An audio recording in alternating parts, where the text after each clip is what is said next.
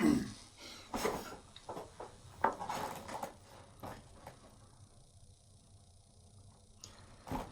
folks, and welcome back to The Mortgage Farmer.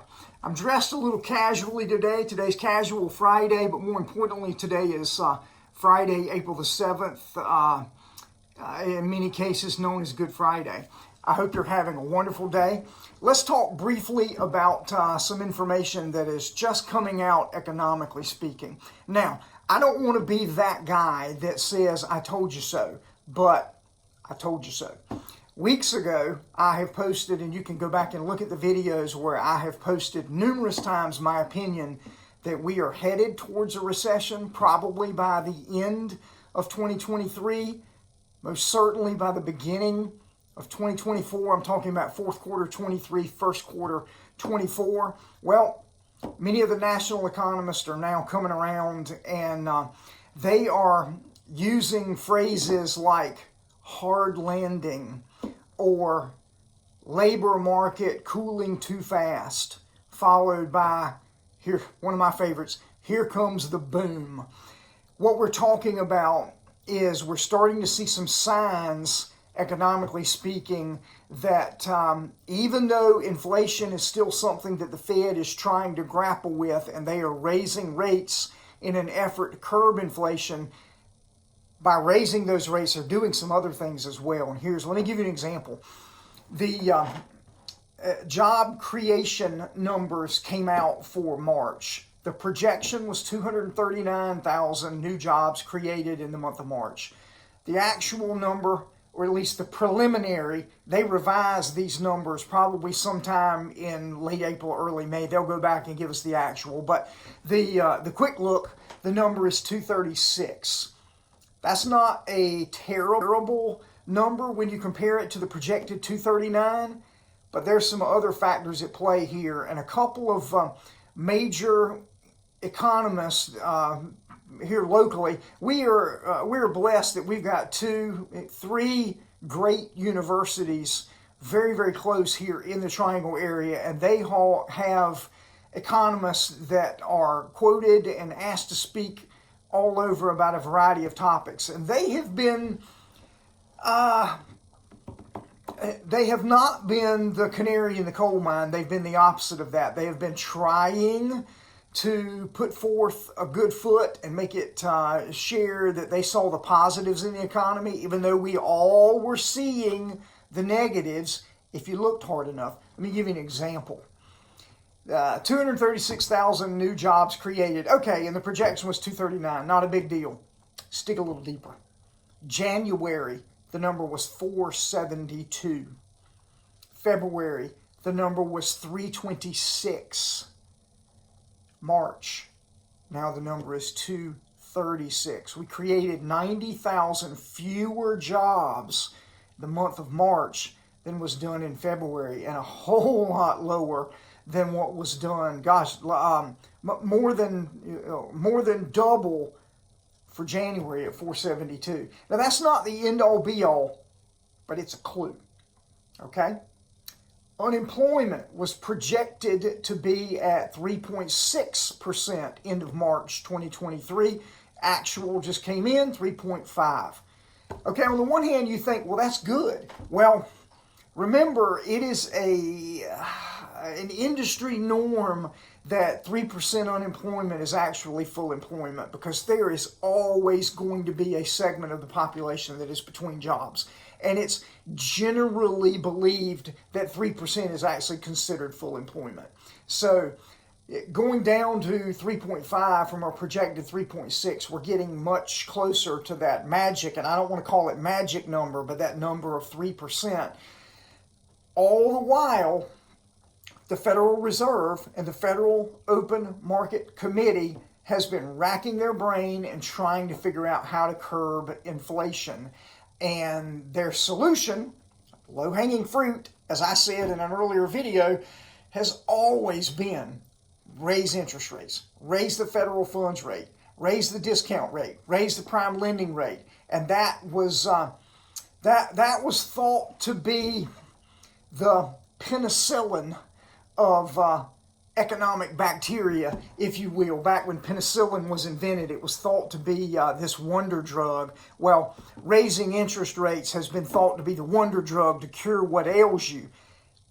But as we've seen, just like penicillin, drugs don't always work like they used to. And there are now bacteria out there that are resistant or even immune to penicillin. Well, there's segments of our economy and our economic health that are not as impacted by raising interest rates as they have been in the past. And that's something that we need to, as an economic society, figure out a solution to. That's a topic for another day. The point that I was making was, I have said over and over, if you've watched the videos, that I believe that we are headed for a recession. I realize that recessions are not deemed in a good light, but in the world that we're in the mortgage industry and in the financial sector, interest rates can only go so far up and so far down.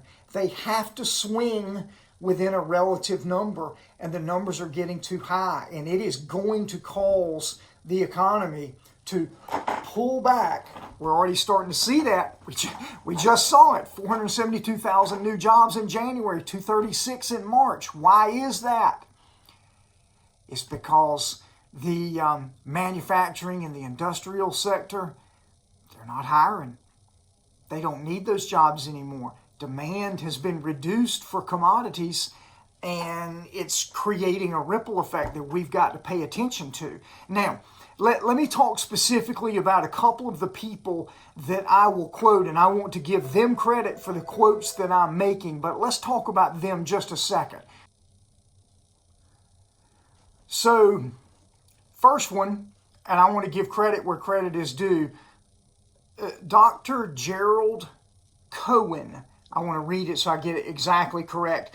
He is with the University of North Carolina, Chapel Hill, Kenan Institute for Private Enterprise, and he's an economist there.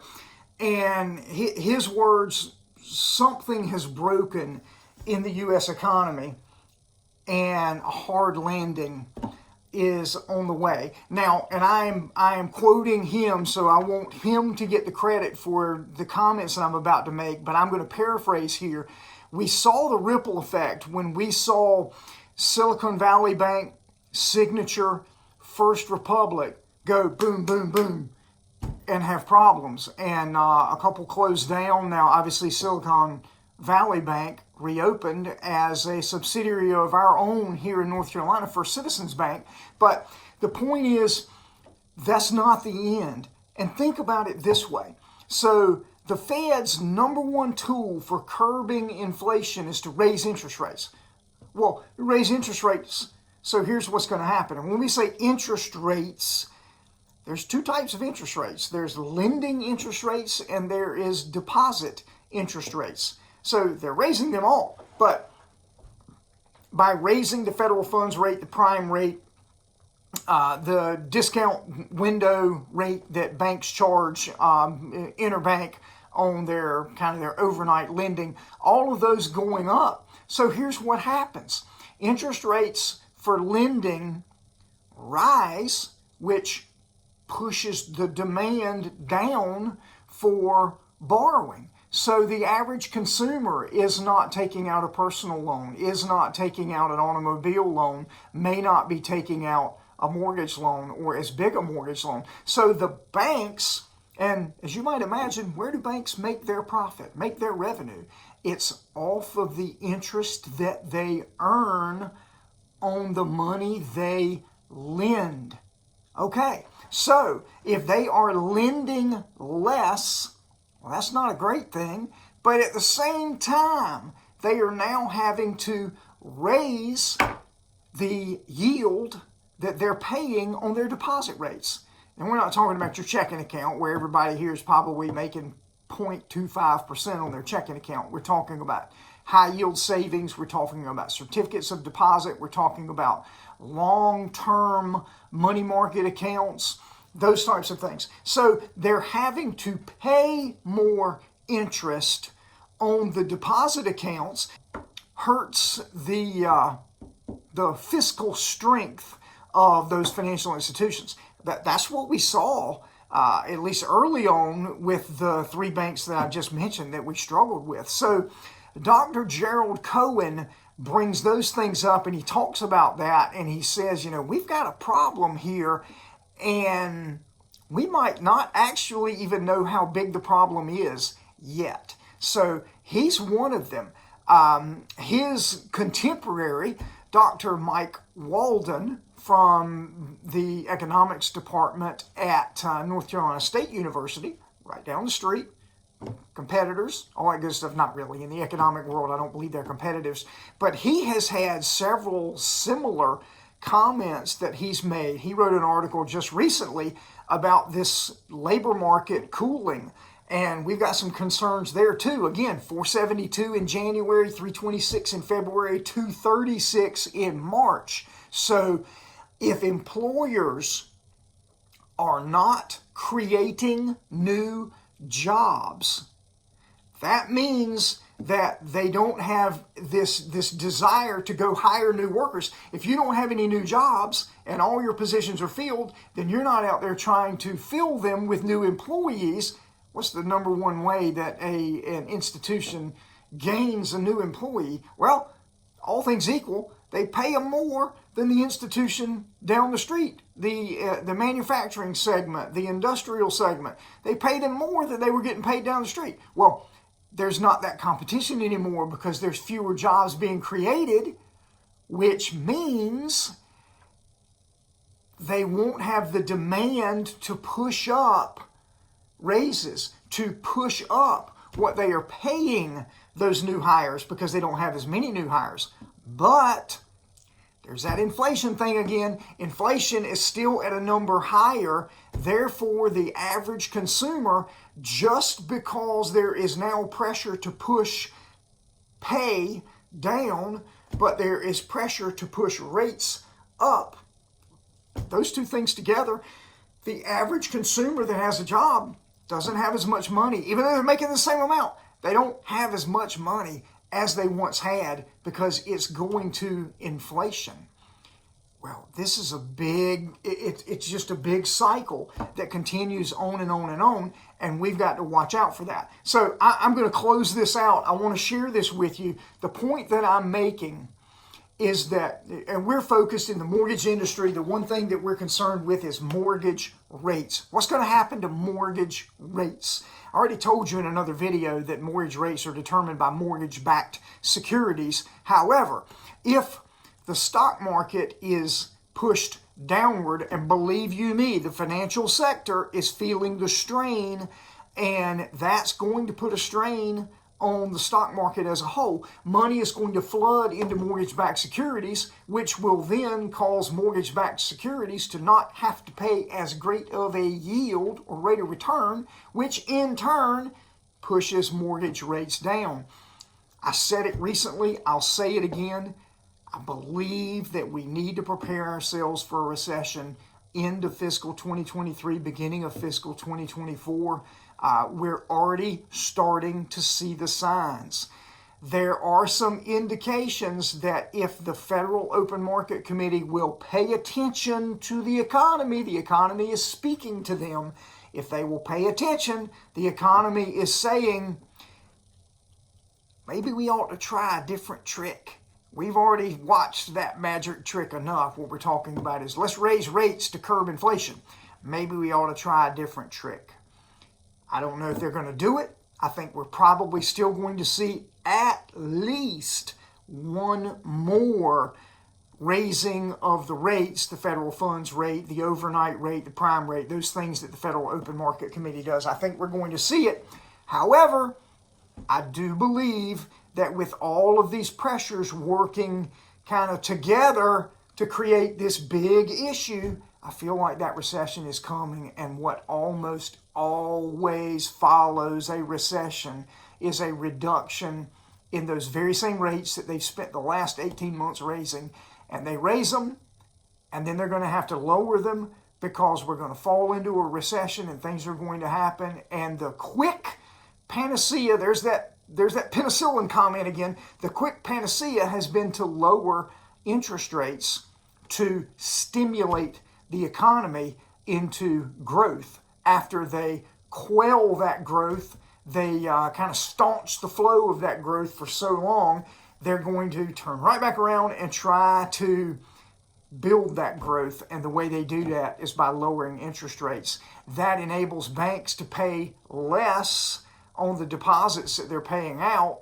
It also stimulates consumers to begin buying durable goods, disposable goods, and that pushes everything and that drives the train.